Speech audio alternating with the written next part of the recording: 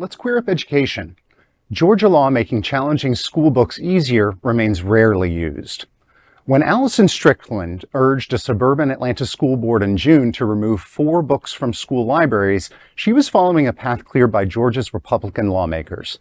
But after the bitterly debated Georgia law took effect January 1st, the Associated Press found few books challengers are using it. One key element restraining complaints is that the law only allows parents of current students to challenge the books. Although not new, book challenges have surged since 2020, part of a backlash to what kids read and discuss in public schools. Conservatives want to stop children from reading books with themes on sexuality, gender, race, and religion that they find objectionable. PEN America, a group promoting freedom of expression, counted 4,000 instances of book banning nationwide from July 2021 to December 2022. But while fights are ongoing in Forsyth County, where Strickland was protesting, at least 15 other large Georgia districts surveyed by the Associated Press said they have received no demands to remove books under the law. Forsyth County was once a rural locale where white mobs terrorized the black minority into fleeing in 1912. But suburban growth made it well-educated, affluent, and diverse. Only 47% of Forsyth students were white and non-Hispanic last year. But it's also heavily Republican.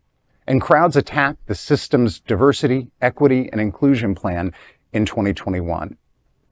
I think this is a very interesting story because it goes along with the theme of creating a solution for a problem that really doesn't exist. It exposes the book banning as a stunt and as something that is really just based in repression. I think that a lot of times when we're discussing this issue that we don't take into account the premise that there was a whole selection process for what goes into a school library. They're not just taking a copy of the Library of Congress and bringing every book in there. They're selected for educational purposes to begin with. So I think it should not be any big surprise that we don't have a ton of these book bans, but it should be very revealing what the basic bigots, as John Hayden would refer them, are really up to. Yeah, I think that and I don't know if the 4,000 accounts for overlap, like if a book is banned in Georgia and a book is banned in Kansas, if that counts as one or counts as two. But I know we've got like 1,100 books that have been banned here in Florida. So as we were talking about, you were mentioning in the pre-show discussion that Georgia has managed to do what Florida didn't do. And that because here, I could go in. I don't have a child. I never have had a child.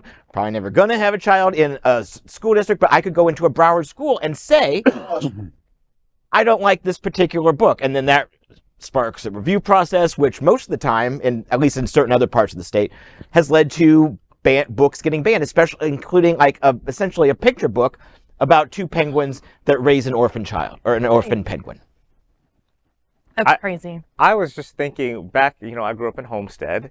It's back in the 80s, 90s, a southern community. We had a lot of kids with Georgia parents, Alabama parents. And we used to make fun of Georgia and Alabama all the time. And we were like, yeah, those podunk people out there. They got the last laugh. Yeah. They're not advanced like us Homestead people. Oh, wow. And now to read this, it's like, oh my God. Like, have we sunk so low? Yeah. It's like the theme of this, of tonight. It is. It really. Hear the question clearly. Have we sunk so low? The answer is yes. Yeah. But can we sink further? Yeah. Yes. Yeah.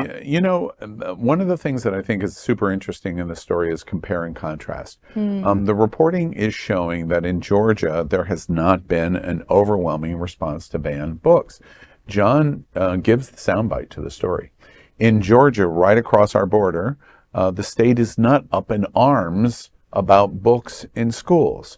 In Florida, on the south side of the border, 1,100 books are banned.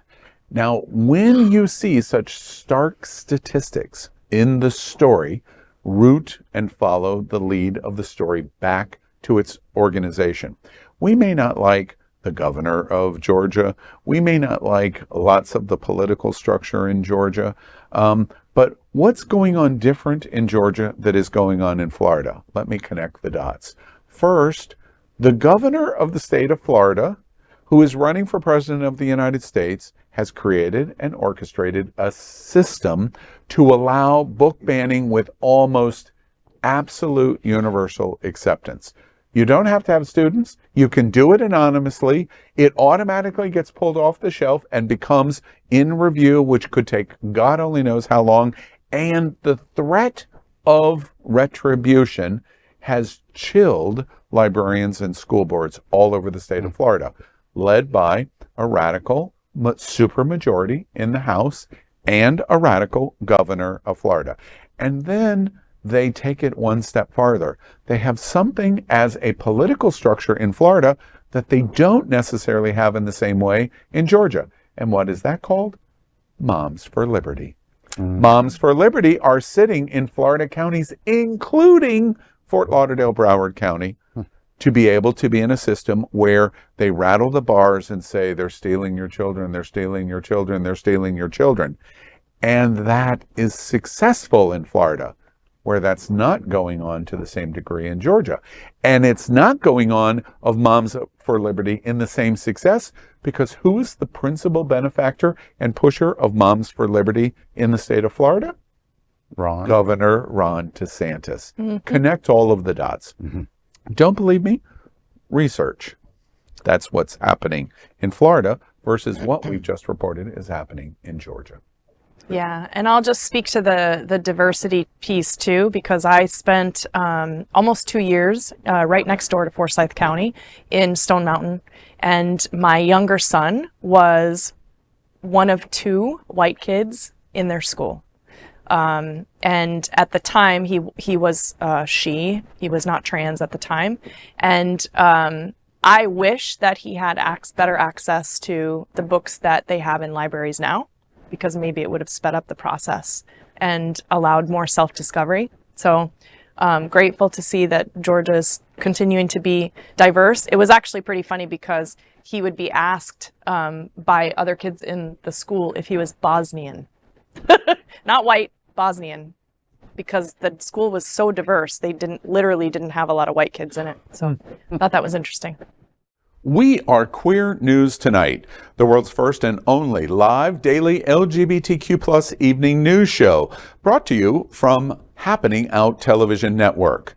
We operate in the same model of PBS and NPR, but for the LGBTQ+ community. We educate, inform, and entertain by supporting the 10 pillars of our LGBTQ+ community, with more than 100,000 a week watching us on Roku, Apple Television, and other channels. To keep the story going, we accept donations with 100% transparency. Stay updated and live authentically with Queer News Tonight.